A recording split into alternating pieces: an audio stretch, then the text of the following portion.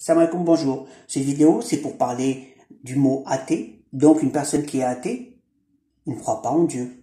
Par contre, est-ce que Dieu, Allah lui a laissé un message dans le mot? Est-ce qu'il lui a dit quelque chose? Donc, on va chercher le message que Dieu a mis dans le mot. Quel est ce message? Il y a plus, mais moi, j'ai donné juste ce que j'ai trouvé là tout de suite. Donc, je suis convaincu qu'il y a beaucoup plus que ça. Maintenant, on va trouver le nombre, la science de 23 et on va voir par rapport à l'utilisation du mot athée. Ok, maintenant on y va.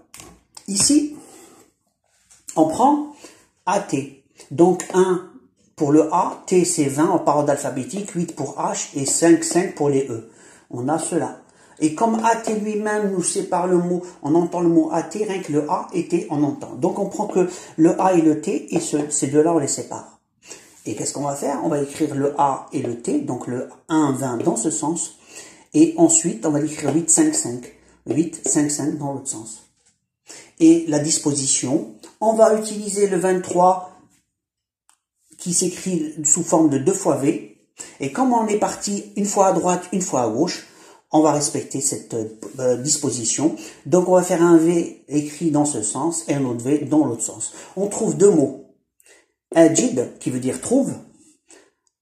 Ici, c'est 1, 0, 2 qui nous donne le 10, 2, qui veut dire Arab. Donc, trouve Dieu, Arab.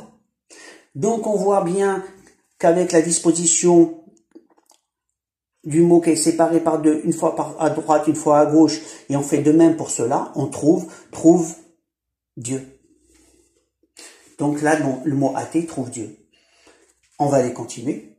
Est-ce qu'il y a un autre mot? Et justement, en arabe, là c'était en français, en arabe, on voit bien que l'M, c'est la lettre 23 en langue arabe. Le W, c'est 23 en langue française.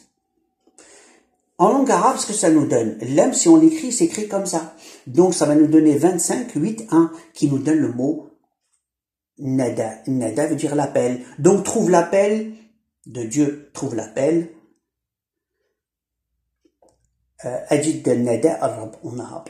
Donc, on voit bien qu'il y a des messages dans les mots, et là, il a le message, trouve l'appel. L'appel, c'est répondre au message de Dieu. Donc, il faut chercher les messages pour que la personne qui est athée, par des nombres, trouve une logique pour trouver comme un code informatique ou un code génétique pour dire c'est clair que Dieu existe. C'est dans ce sens, trouve l'appel, c'est un système codifié qui donne une logique et elle est implacable parce que avec la logique, la personne ne peut pas dire que Dieu n'existe pas quand ça devient carré, quand la personne n'a pas la foi.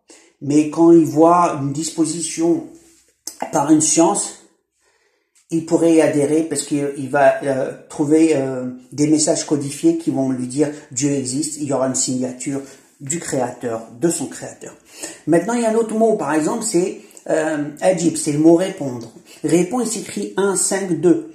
Donc, donc c'est le mot répondre. Il y a le mot trouve et répondre à l'appel. Ajib, ici, c'est ajib. Ajib, c'est répondre.